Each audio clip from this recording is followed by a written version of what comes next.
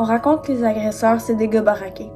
Les victimes, c'est des princesses en porcelaine qui pleurent en silence. Mais c'est de la crise de marde, ça. Parce que mon monstre à moi avait des cils plus beaux que les miens pis une voix assez douce pour endormir un hostie de bébé. Pas un Connie Will qui sent la bière, là.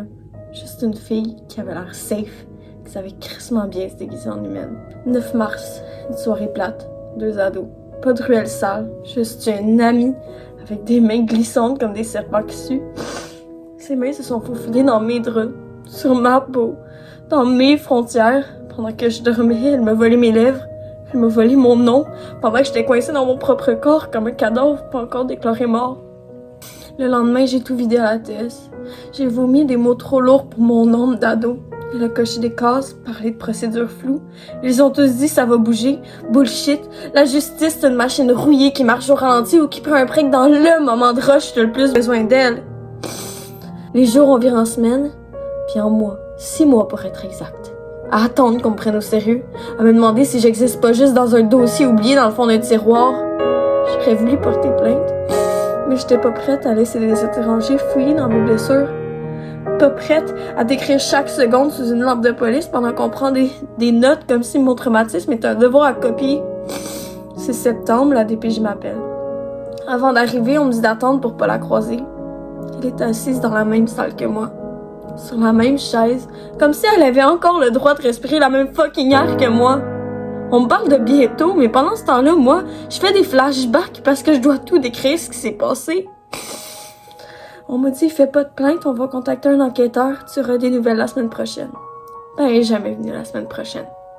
22 octobre, presque 2 mois plus tard, toujours rien. J'écris.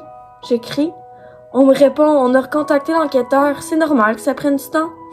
Normal d'attendre aussi longtemps après une agression? À vouloir arracher ta peau pour enlever ses traces? Non, y a rien de normal là-dedans. J'ai juste 16 ans, puis j'ai déjà compris que la justice est lente pendant que les victimes, elles courent après leur souffle.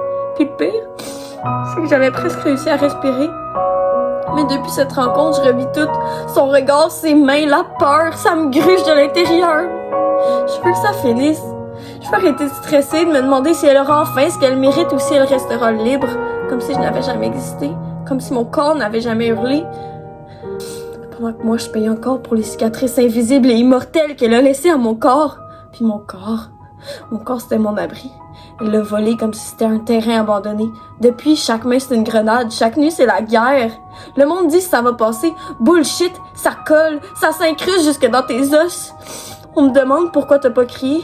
Parce que la peur, ça paralyse. Parce que tu peux mourir sans arrêter de respirer. Mais dans tout ça, j'ai un slogan qui me tient debout. T'es belle, t'es bonne, t'es capable. Je me le répète jusqu'à ce que mon silence soit tonnerre parce que je suis pas la fille qui s'est fait toucher. Je suis celle qui survit, qui parle, qui refuse de disparaître. Oui, ça brûle. Oui, elle est libre pendant que je traîne ces chaînes invisibles. Mais je suis encore là. Puis, même cassée, j'existe. T'es belle, t'es bonne, t'es capable. Pas grâce à elle, malgré elle. Puis même si j'ai pas encore de nouvelles à ce jour, je suis vivante, je suis debout, puis je me laisserai pas mourir dans leur crise de silence.